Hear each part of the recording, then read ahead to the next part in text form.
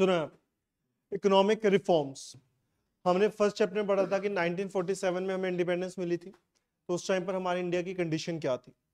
उसके बाद बेटा हमने स्टडी किया कि 47 के बाद जब हमारी कंडीशन हमने चेक कर ली, तो उसको डेवलप करने के लिए हमने 1950 में प्लानिंग कमीशन को सेटअप किया था, जो कि जिसने फर्स्ट 5 ईयर प्लान बनाया था 1951 में।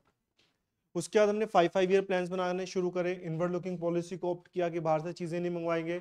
आईपीआर पॉलिसी को इंट्रोड्यूस किया, इंडस्ट्रियल पॉलिसी रेजोल्यूशन 1956, जिसमें इंडस्ट्रीज को कैसे प्रमोट करना था, गवर्नमेंट इंडस्ट्रीज को प्रमोट किया जाता, प्राइवेट को लाइसेंसिंग सिस्टम पे रखा हुआ था, ये सारी चीजें कर रहे थे। बट हुआ क्या था बेटा, 1990 तक पहुंचते पहुंचते हमारी इकोनॉमी बिल्कुल ही खत्म होने वाली थी। 1990 में हमने जाकर चेक किया 1991 में कि हमारी इकोनॉमी एक तरह से बिल्कुल ही लॉस्ट पॉइंट पर आ गई थी। फाइनेंशियल क्राइसिस आ गए थे कंट्री में, बीओपी क्राइसिस हो चुके थे कंट्री में। तब हमारी इकोनॉमी को चीज चाहिए थी, कोई नई चीज लेकर आए। दो ऑप्शंस थे हमारे पास, या तो अपने आपको बैंकक्रप्ट बोल दो, दूसरा लोन लो। बैंकक्रप्ट बोल देते तो दूसरी कंट्रीज के साथ कोई इकोनॉमिक रिलेशन ना बन पाता फिर हमारा। तो इसलिए गवर्नमेंट ने बैंकक्रप्ट बोलने की बजाय हमारी इकोनॉमी को अपलिफ्ट करने के लिए आईएमएफ को अप्रोच किया। बिकॉज जब भी बीओपी क्राइसिस होते हैं, बैलेंस ऑफ पेमेंट क्राइसिस, मतलब जब एक्सपोर्ट की पेमेंट रिसिप्ट्स कम होती है और इंपोर्ट की पेमेंट ज्यादा होती है, तो उस टाइम पर लोन कौन देता है हमें? आईएमएफ। आईएमएफ ने कहा हम लोन देंगे आपको, बट उसकी कंडीशंस हैं जो आपको माननी पड़ेगी, कि आपने जो अपनी इकोनॉमी में पॉलिसीज ऑप्ट की है। हमारी इकोनॉमी में जो पॉलिसी चलती थी बेटा, वो चलती थी पहले ये LQP। कहते जो आपने LQP पॉलिसी को ऑप्ट किया हुआ, licensing system, quota system, permit system, इसको चेंज करो। उन्होंने नहीं कहा था एलपीजी लेकर आओ, एलपीजी वो हमारा कंसेप्ट था, बट उन्होंने हमें आइडिया दिया था। तो उन्होंने कहा तो जो लाइसेंस चल रहे हैं उसको खत्म करके लिबरलाइज करो उस चीजों को। जो आपने इंपोर्ट सब्स्टिट्यूट किया हुआ है उसको चेंज करो। ग्लोबलाइजेशन को प्रमोट नहीं कर रहे हो अपनी कंट्री में, उसको प्रमोट करना शुरू करो। तो ये चीजें उन्होंने हमें हेल्प करी, और हमने उनकी बात मानते हुए, क्योंकि लोन चाहिए था, तो हमने ये LQP पॉलिसी को चेंज किया। किसके साथ? LPG policy. लाइसेंस को चेंज किया बेटा हमने किसमें? लिबरलाइज में। ठीक है जी। कोटा को चेंज किया किसमें? प्राइवेटाइजेशन में। और परमिट को चेंज किया किसमें? ग्लोबलाइजेशन। ठीक है जी। ये चीजें हमने क्या करी? चेंज करी। तो अब हमने अपनी सारी पॉलिसीज ही चेंज कर दी। अब पॉइंट आता है बेटा फिर कि क्या नीड थी, रीजंस क्या थे जिसकी वजह से हमें अपनी पॉलिसीज को चेंज करना पड़ा। देखो, first point, poor performance of public sector enterprises. जितने भी PSUs थे, पब्लिक सेक्टर अंडरटेकिंग्स, वो ऑलमोस्ट किस में चल रही थी? लॉसेस में, एक्सेप्ट नवरत्न। ठीक है, Navratna is an acronym of some companies, ठीक है, जो कि प्रॉफिटेबल थी। बाकी सारी कंपनीज किस में थी? लॉसेस में थी। तो गवर्नमेंट के ऊपर उसका बर्डन पड़ता जा रहा था, क्योंकि गवर्नमेंट उसको बंद नहीं कर रही थी because of the political compulsions, जिसकी वजह से गवर्नमेंट के ऊपर बर्डन पड़ता जा रहा था। तो गवर्नमेंट को ऐसी चीजें चाहिए थी, यार अब ये सारा सिस्टम चेंज करें। तो उनको लगा कि नहीं, अब हमें LPG पॉलिसी इंट्रोड्यूस कर लेनी चाहिए। Second, deficit in BOP account, balance of payment. Import ज्यादा हो गए, इंपोर्ट की पेमेंट और एक्सपोर्ट की रिसिप्ट क्या थी? कम। हमारा जो 2214 करोड़ 1980 to 81 में पेमेंट थी, वो इंक्रीज हो गई थी कितने तक? 17,367 करोड़। इट शोज कि 8 टाइम्स तक इंक्रीज हो गई थी वो। तो यहां पर क्राइसिस काफी ज्यादा आ गए थे। Third, inflationary pressure. बेटा महंगाई सिर्फ फर्स्ट प्लान में कंट्रोल हुई, बाकी किसी भी प्लान में कंट्रोल नहीं हो, और वो आउट ऑफ कंट्रोल इतनी हो चुकी थी कि 17% तक ये रेट इंक्रीज हो गया था। इट शोज कि हर चीज, बेसिक नेसेसिटीज भी हमारी रेंज से क्या जा रही थी? बाहर जा रही थी। Fourth, fall in the foreign exchange reserve. बेटा जो फॉरेन कंट्री का रिजर्व होता है हमारे पास डॉलर्स का, वो डॉलर का रिजर्व भी डाउन जाता गया। सिर्फ 10 डेज तक की इंपोर्ट की पेमेंट के पैसे थे, बाकी सारे पैसे क्या हो गए थे फिर हमारे? खत्म हो। ठीक है, तो इट मींस जितना पैसा होना चाहिए इंपोर्ट्स के लिए, वो भी हमारे पास सफिशिएंट बैलेंस नहीं था। And the last, sorry second last, sorry, huge burden of debts. बेटा डेट्स का काफी ज्यादा बर्डन था। वही पब्लिक सेक्टर अंडरटेकिंग्स लॉसेस में थी, उसके लॉसेस को कवर करने के लिए गवर्नमेंट क्या आगे ले रही थी? डेट लेती जा रही थी। अब वो डेट को रीपे करने के लिए फिर न्यू डेट ले रही थी, तो गवर्नमेंट किस में फंसती जा रही थी? Debt trap. Gulf crisis. Gulf crisis क्या होता है बेटा? इराक वॉर हो गई थी उस टाइम पर। इराक वॉर होने की वजह से पेट्रोल के प्राइसेस क्या हो गए थे? इंक्रीज। तो वो भी एक हमारी कंट्री के लिए क्या था? नेगेटिव इफेक्ट था, क्योंकि बाहर से भी इन्फ्लेशन ट्रेवल कर रही थी इंडिया। क्लियर है? And the last one is inefficient management. बेटा जो हमारी गवर्नमेंट थी प्रॉपरली मैनेज नहीं कर पाती चीजों को, करप्शन काफी ज्यादा इंक्रीज हुई, रेड टेपिज्म, पेपर वर्क के ऊपर हर चीज सिर्फ पेपर वर्क पे चलता जा रहा था। तो गवर्नमेंट इनइफेक्टिवली काम कर रही थी, जिसकी वजह से एफिशिएंसी ना होने की वजह से हमारी इकोनॉमी क्या जा रही थी, डाउन जा रही। क्लियर? तब हमने इस चीजों को देखते हुए हमने कहा कि अब हमें अपनी पॉलिसीज को चेंज करना है। क्या करना है? लिबरलाइज, प्राइवेटाइज और ग्लोबलाइज। एक्चुअली ग्लोबलाइज बना नहीं रहे थे, हमें लिबरलाइजेशन और प्राइवेटाइजेशन को सपोर्ट करने के लिए जी को इंट्रोड्यूस करना पड़ा, ग्लोबलाइजेशन। ठीक है, तो लिबरलाइजेशन में क्या क्या किया बेटा हमने? फर्स्ट इंडस्ट्रियल सेक्टर में चेंजेस किए हमने। सबसे पहले क्या, एक तो लाइसेंस सिस्टम रिड्यूस किया। पहले आपको हर चीज के लिए लाइसेंस लेना पड़ता था। If you want to expand your production capacity you have to take license, if you have to decrease your production capacity you have to take license, if you want to diversify your business, you want to expand your business, हर चीज के लिए आपको क्या लेना पड़ता था? Licence लेना पड़ता था। गवर्नमेंट ने इस सिस्टम को चेंज किया। गवर्नमेंट ने कहा अब आपको लाइसेंस लेने की जरूरत नहीं है, बट कुछ एक्सेप्ट इंडस्ट्रीज के ऊपर उन्होंने लाइसेंस रखा, like liquor, defence, atomic energy, इन चीजों के ऊपर गवर्नमेंट ने कहा लाइसेंस लेना पड़ेगा, बाकी किसी भी चीज के लिए आपको लाइसेंस की रिक्वायरमेंट नहीं है। समझ आया point? Second, decrease in the role of public sector. बेटा पहले 17 इंडस्ट्रीज को रिजर्व किया गया था गवर्नमेंट ने, किसके लिए? पब्लिक सेक्टर, जो कि गवर्नमेंट ने रिड्यूस किया था 8, पहले 8 तक हुआ, फिर 2001 में आके इसको 3 तक कर दिया। अब 3 इंडस्ट्रीज कौन कौन सी? Railway, atomic and defence. Railway का भी कुछ पार्ट क्या हो चुका है? प्राइवेटाइज। तो इसका मतलब ये 3 इंडस्ट्रीज गवर्नमेंट के पास है, बाकी सारी इंडस्ट्रीज में गवर्नमेंट ने प्राइवेट सेक्टर को भी इंट्रोड्यूस कर दिया। Clear? Next point, D reservation in the small scale industries. बेटा कुछ एरियाज रिजर्व किए थे स्मॉल स्केल के लिए कि इन पर्टिकुलर इंडस्ट्रीज में कौन इन्वेस्ट कर सकता है? Small scale. गवर्नमेंट ने वो भी चीज क्या कर दी? खत्म। गवर्नमेंट ने कहा अब कंपटीशन के बेस पर चलेंगे, जो कॉम्पीट कर सकता है वो मार्केट में रहे, अदरवाइज वो मार्केट छोड़कर जा सकता है। Import of capital goods. बेटा पहले कैपिटल गुड्स मतलब मशीन्स की इंपोर्ट के ऊपर भी रिस्ट्रिक्शंस थी। गवर्नमेंट ने कहा नहीं, अब कोई रिस्ट्रिक्शन नहीं है, आप जितना मर्जी इंपोर्ट करना है कर सकते हो, अगर आपकी कैपेसिटी या पे करना चाहते हो, पे कर सकते हो, तो आप इंपोर्ट करो। Clear? Next point, financial sector में क्या क्या रिफॉर्म्स है बेटा? पहला तो रोल ऑफ आरबीआई चेंज हुआ। पहले आरबीआई क्या करती थी? रेगुलेटर का रोल प्ले करती थी। वो हर चीज रूल्स एंड रेगुलेशंस बनाती थी, सामने वाले को वो चीज फॉलो करनी पड़ती थी। बट गवर्नमेंट ने वो रूल्स चेंज कर दिया। आरबीआई ने अब अपना रोल रेगुलेटर से फैसिलिटेटर पे, मतलब वो फैसिलिटीज भी प्रोवाइड करती थी, उनको कोई भी हेल्प चाहिए वो हेल्प भी प्रोवाइड करते थे। सेकेंड, प्राइवेट बैंक्स ओरिजिनेट हुए बेटा। 1991 से पहले हमारी कंट्री में कोई भी प्राइवेट बैंक नहीं था, बट आफ्टर 1991 प्राइवेट बैंक भी इंडिया में इंट्रोड्यूस हुए। Clear? Next point, increase the limit of foreign investment. Foreign investment की लिमिट भी क्या हुई बेटा? इंक्रीज। पहले मैक्सिमम जो लिमिट थी फॉरेन इन्वेस्टमेंट की कंट्री में, दैट वाज अराउंड 40%, वो भी कुछ स्पेसिफाइड इंडस्ट्रीज में थी, बाकी हर जगह नहीं थी। बैंक्स में भी सिर्फ 24%, 20% तक थी, इससे ज्यादा नहीं। बट गवर्नमेंट ने उसको इंक्रीज किया 51%। और हम जो आज की डेट में म्यूचुअल फंड बोलते हैं, सिप बोलते हैं, ये सारी चीजें कब इंट्रोड्यूस हुई? After 1991। Merchant banking, mutual fund, ये सब कुछ आफ्टर 1991 इंट्रोड्यूस हुआ। एंड एक्सपेंशन प्रोसेस, बेटा आपको पहले आरबीआई से परमिशन नहीं, एक तरह से उनको कन्विंस करना पड़ता था बैंक्स को कि हम अपनी नई ब्रांच ओपन करने वाले हैं, करना चाहते हैं। अगर वो मानते थे तो आप कर सकते थे, अदरवाइज आप नहीं कर सकते थे।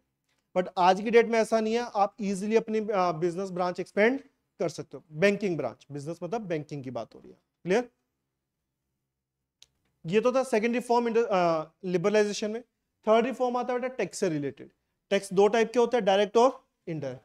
डायरेक्ट कौन सा होता है? जिसकी लायबिलिटी शिफ्ट नहीं कर सकते, और इनडायरेक्ट जिसकी लायबिलिटी शिफ्ट कर सकते हो। तो गवर्नमेंट ने दोनों टाइप्स के टैक्सेस के ऊपर भी चेंजेस किए। क्या क्या? सबसे पहले रिडक्शन इन टैक्सेस, मतलब टैक्स रिड्यूस किए। आपको तो डायरेक्ट टैक्स, इनकम टैक्स के ऊपर भी 30%, 40% तक का टैक्स लगता था।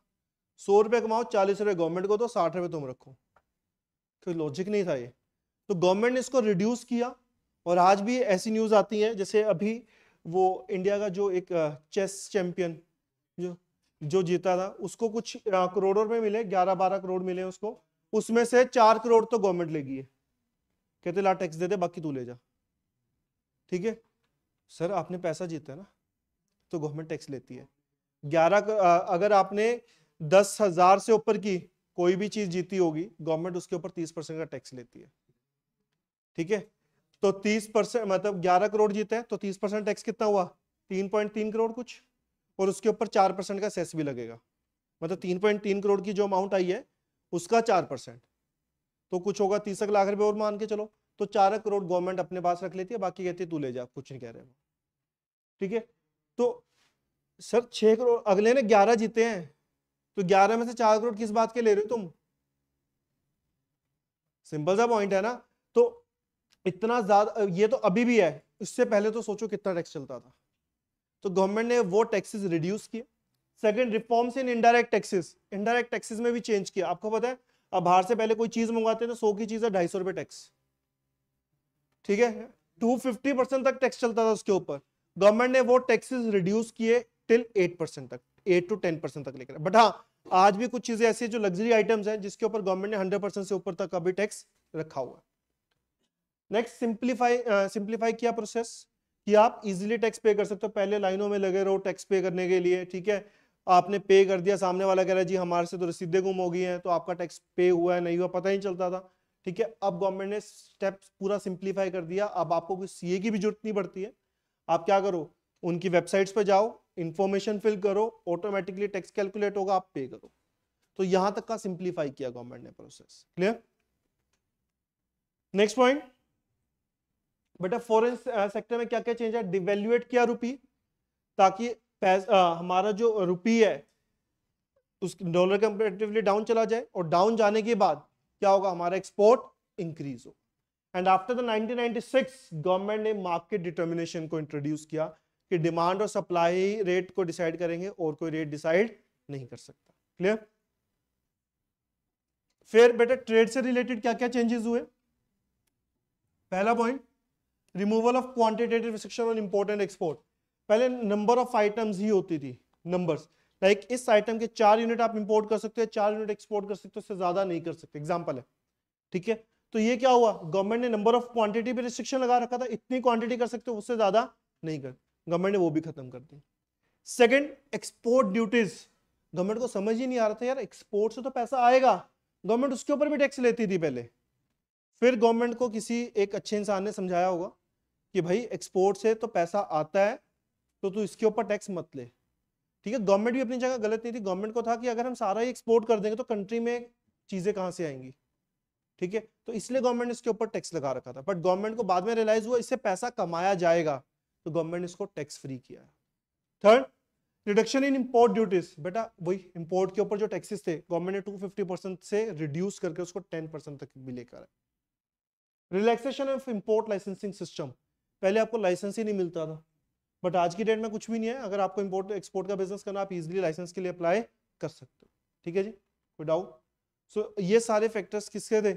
लिबरलाइजेशन के। सेकंड आता है बेटा प्राइवेटाइजेशन। प्राइवेटाइजेशन को इंट्रोड्यूस किया गवर्नमेंट ने। वो इंट्रोड्यूस दो तरीके से किया, या तो उन्होंने अपनी ओनरशिप या मैनेजमेंट ही पब्लिक सेक्टर से किसको दे दी? प्राइवेट सेक्टर को। दूसरा, कंपनी ही किसको बेच दी? प्राइवेट सेक्टर को बेच दी। क्लियर है? तो इसके क्या पॉजिटिव इफेक्ट है बेटा? एफडीआई लिमिट इंक्रीज हुई है, तो बाहर के लोगों ने भी इन्वेस्टमेंट स्टार्ट करी। चार्टर्ड बैंक सुना? स्टैंडर्ड चार्टर्ड बैंक नहीं सुना होगा। चंडीगढ़ में ज्यादा ब्रांचेस नहीं है इसकी, पूरी ट्राई सिटी में ऑलमोस्ट 2 या 3 ही ब्रांच है, इससे ज्यादा ब्रांच भी नहीं है इसकी। स्टैंडर्ड चार्टर्ड बैंक बाहर का बैंक है। ठीक है, ये कैसे आ पाया? With the help of privatisation and globalisation. तो एफडीआई लिमिट क्या हुई है? इंक्रीज हुई है यहाँ। ठीक है, बाहर की कंपनीज इंडिया में इन्वेस्ट कर रही है, कैसे कर पा रही है? With the help of this system. Second, diversification of industries. बेटा जिन इंडस्ट्रीज में हम कभी इन्वेस्टमेंट भी नहीं कर पाए थे, गवर्नमेंट नहीं कर पा रही थी, प्राइवेट सेक्टर आने के बाद उन इंडस्ट्रीज में भी क्या हुआ? इन्वेस्टमेंट स्टार्ट हुआ। कंपटीशन, कॉम्पिटिटिवनेस जिसको हम बोलते हैं, प्राइवेट सेक्टर आएगा तो कंपटीशन आएगा, कंपटीशन आएगा तो मॉडर्नाइजेशन आएगी, मॉडर्नाइजेशन आएगा तो चीजों का रेट डाउन जाएगा। ठीक है, तो वो चीजों के ऊपर भी इन्होंने वर्क किया। Next, financial discipline. बेटा जो सबसे बड़ी प्रॉब्लम थी at the time of government PSUs में, उनके पास रिसोर्सेज आते जाते थे, पैसा आ रहा है बट प्रॉफिट हो रहा है नहीं हो रहा है पता नहीं है। ठीक है, उनको फंडिंग मिलती थी सिर्फ। तो उसका मतलब क्या, वो पैसे का मिसयूज कर रहे थे वहां पर, यही चीज हो रही थी। बट प्राइवेट सेक्टर को पता है कि पैसे का मिसयूज मतलब रिसोर्सेज की वेस्टेज, तो वो कम रिसोर्सेज में कैसे प्रॉफिट कमाना है वो जानते हैं। Clear? And the last, improve the efficiency of management, जो सबसे बड़ा एक वहां का इनइफेक्टिव मैनेजमेंट, इनकी मैनेजमेंट अच्छी होती है प्राइवेट सेक्टर। ठीक है, आप प्राइवेट बैंक्स में जाते हो कितनी अच्छी ट्रीटमेंट मिलती है, गवर्नमेंट बैंक में जाते हो चाहे 1 करोड़ डिपॉजिट करवाने जा रहे हो तब भी आपको गालियां ही मिलेंगी, यही चीज होती है। तो मैनेजमेंट कैसी है वो आपको पता ही है रियलिटी में। नेक्स्ट, ग्लोबलाइजेशन क्यों इंट्रोड्यूस किया था बेटा? हमारी इकोनॉमी को बाहर की इकोनॉमी के साथ इंटीग्रेट करने के लिए, मैचअप करने के लिए हमने ग्लोबलाइजेशन को इंट्रोड्यूस किया। समझ आ रहा पॉइंट है? सो दैट कि हम भी मार्केट में स्टैंड कर सके। ठीक है, तो ग्लोबलाइजेशन में क्या क्या बेनिफिट मिला बेटा हमें?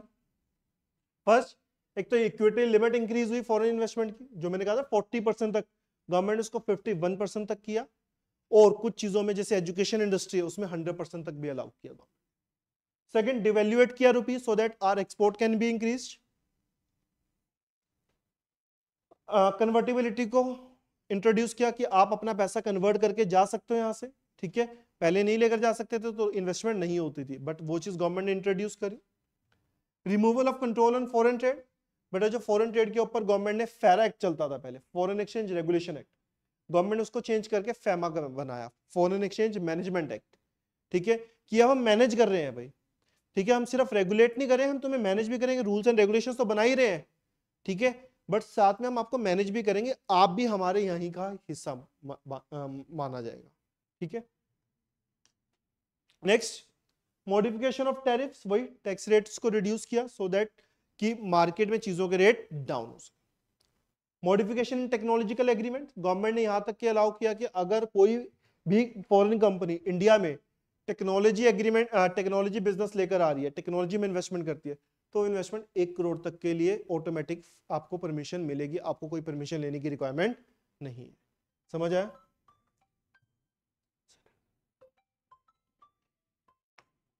नेक्स्ट पॉइंट बेटा, पॉजिटिव इंपैक्ट्स क्या रहे हैं इस पॉलिसी के? फर्स्ट, एक तो इकोनॉमिक ग्रोथ हुई है बेटा, जो हमारी ग्रोथ 1980 से 1991 तक कितनी थी 5.6%, वो इंक्रीज हुई कितने में 6.1%। ठीक है, इट शोज की ग्रोथ हमने शुरू कर दी। प्लस अराउंड लास्ट ईयर जो मतलब लास्ट जो हमारी जीडीपी एस्टिमेट कैलकुलेट हुआ था वो कितना था, मोर देन 8%। ठीक है जी, फॉरेन इन्वेस्टमेंट इंक्रीज हुई बेटा, जहां हमारे पास 1991 में कितना था, सिर्फ $100 100 मिलियन, जो कि इंक्रीज हुआ 3/4 तक आते आते कितना, $150 बिलियन, मतलब मिलियन ही हो बिलियन, डबल ही हो गया उससे, और रेट भी इंक्रीज हुआ।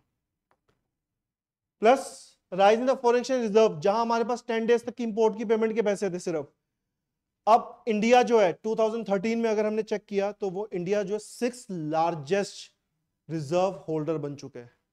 ठीक है, नंबर 6 पर हमारी पोजीशन आती है, 2013 का डाटा 11 साल पहले का, और आज अगर देखा जाए तो क्या पता रेट और भी चेंज हुआ। एक्सपोर्ट इंक्रीज हुआ बेटा, हम पहले एक्सपोर्ट तो कम ही करते थे, बट आफ्टर 1991 हमारा auto parts, engineering goods, IT softwares, textiles, इन चीजों का भी एक्सपोर्ट क्या हुआ, इंक्रीज। कंट्रोल ऑन इन्फ्लेशन, जो 17% तक इन्फ्लेशन जा चुकी थी वो डिक्रीज होकर कितनी आ गई थी, 4.9%। Clear? Next, increase in the role of private sector, private sector का रोल भी क्या हुआ, इंक्रीज हुआ। क्लियर है? अब प्राइवेट सेक्टर आएगा तो ऑटोमेटिकली एफिशिएंसी ऑफ मैनेजमेंट भी इंक्रीज। फिर बेटा नेगेटिव इफेक्ट क्या है इसके? एक तो अनएम्प्लॉयमेंट इंक्रीज होगी यहां पर, रीजन ऑटोमेटिक मशीन्स आई तो उसमें इंप्लॉयमेंट की जरूरत ही नहीं होती, तो ये सबसे बड़ा प्रॉब्लम क्रिएट कर। सेकंड, पूरा चैप्टर कवर अप कर चुके हैं, कहीं पर एग्रीकल्चर की बात नहीं हुई। एग्रीकल्चर को इसने क्या किया था, फुली निगलेक्ट किया था। रिफॉर्म्स में एग्रीकल्चर से रिलेटेड कोई भी चेंज नहीं है। Next point, low level of industrial growth, but हमें था कि इससे हमारी इंडस्ट्रीज अच्छे से ग्रो होंगी, बट इससे सिर्फ कंज्यूमर गुड्स इंडस्ट्री ग्रो हुई, कैपिटल गुड्स इंडस्ट्री की इन्वेस्टमेंट आज भी नहीं हुई इतनी ज्यादा। Clear? Next, ineffective disinvestment policy, government को था कि हम अपनी कंपनीज बेचेंगे, पैसा आएगा उससे लोन रिपे कर देंगे, बट गवर्नमेंट ये भी तो सोच सकती थी पैसा आएगा तो उससे कंपनी स्टार्ट करें, उससे अर्निंग आएगी तो वहां से करेंगे, बट नहीं, चलो ठीक है, उन्होंने रीपेमेंट स्टार्ट कर दी। बट गवर्नमेंट की जितनी भी पीएसयूज थी वो सारी अंडर वैल्यूड थी, ठीक है, जितना पैसा रिकवर होना चाहिए था उतना रिकवर नहीं। समझ आया पॉइंट? नेक्स्ट पॉइंट बेटा, इनइफेक्टिव टैक्स पॉलिसी। गवर्नमेंट को लगा हम टैक्स रेट कम करते हैं, टैक्स रेट कम करने से क्या होगा, टैक्स रेवेन्यू ज्यादा हो जाएगा, बट ऐसा नहीं हुआ, टैक्स चोरियां भी बढ़ी है, ठीक है। अब गवर्नमेंट की ये एक अच्छा, उनको लगा टैक्स इंसेंटिव्स देंगे, लोग इंकरेज होंगे, इनकम अर्निंग शुरू होगी, फिर वो टैक्स देंगे। बट इंडिया है सर, हमें फ्री का लेना आता है, देना कुछ नहीं आता हमें, ठीक है। Next point, spread of consumerism. हमें था कि कैपिटल गुड्स इंडस्ट्री आएंगी, बट कौन सी इंडस्ट्री आई, सिर्फ कंज्यूमर गुड्स इंडस्ट्री, जो कि हमारे लिए कोई पर बेनिफिशियल पॉइंट नहीं था। ये तो खर्चा बढ़ा, इनकम नहीं बढ़ेगी। अनबैलेंस ग्रोथ, हमें था कि एग्रीकल्चर के बाद सेकेंडरी और industry sector grow, sorry secondary sector और टर्शियरी सेक्टर ग्रो होगा, बट एग्रीकल्चर के बाद डायरेक्टली कौन सा सेक्टर ग्रो हो गया, टर्शियरी सेक्टर। सेकेंडरी सेक्टर जो एक्सपेक्टेशन थी उस एक्सपेक्टेशन के बेस पर ग्रो नहीं हुआ। क्लियर बेटा? ये तो अच्छी इसमें थी, और उसमें मैंने दो चीजें तुमसे बताई हुई थी, लिखवाई थी, जीएसटी और डिमोनेटाइजेशन। जीएसटी 1 जुलाई 2017 को इंट्रोड्यूस किया गया था। क्यों किया था? जितने भी इनडायरेक्ट टैक्सेस उन सबको सबसम कर दिया था, ठीक है, वन कंट्री वन टैक्स बनाया था। Within the state sale होगी तो उसके ऊपर सीजीएसटी और एसजीएसटी लगता था। आउटसाइड द स्टेट सेल होगी, वन स्टेट से another state, IGST. Within the states, within the UT sale होगा तो यूटीजीएसटी, यूटीजीएसटी की जगह आईजीएसटी भी लग सकता था। रेट जो उस पर डिफाइन थे बेटा 0%, 5%, 12%, 18% एंड 28%। इसको गवर्न कौन कर रहा था? जीएसटी काउंसिल, जिसके हेड कौन होगा? Finance minister. यही था। इसके मेन पॉजिटिव इफेक्ट्स क्या क्या थे जिसकी वजह से हमें था कि जीएसटी को इंट्रोड्यूस करना पड़ रहा है? एक तो simplification of process, one country one tax बनाना था, टैक्स एविजन्स को रोकना था, टैक्स एविजन में था टैक्स चोरी को रोकना था। And second one is tax on tax, जिसको कास्केडिंग इफेक्ट्स बोलते हैं। कई बार टैक्स के ऊपर भी टैक्स लगता था, तो उस चीज को गवर्नमेंट चाहती थी खत्म हो, ठीक है। हर स्टेट का वैट अलग होता था, कुछ स्टेट में वैट है, कुछ में नहीं है, कुछ में ज्यादा रेट पे है, किसी में कम रेट पर है, वो चीज भी गवर्नमेंट खत्म करना चाहती थी। दैट्स व्हाई गवर्नमेंट ने जीएसटी को इंट्रोड्यूस किया। सेकंड आता है बेटा डिमोनेटाइजेशन, जो कि 8 नवंबर 2016 को हुई थी। मेन पर्पस क्या था? 500 और 1000 के नोट को बंद कर दिया था, ठीक है, उसकी जगह नए 500 के और 2000 के नोट को इंट्रोड्यूस किया था। और क्यों किया था गवर्नमेंट ने? ट्रांसपेरेंसी लेकर आने के लिए। सेकंड, ब्लैक मनी को खत्म करने के लिए, टेरर फंडिंग को खत्म करने के लिए, ठीक है। क्राउड आउट इफेक्ट, क्या होता है क्राउड आउट इफेक्ट?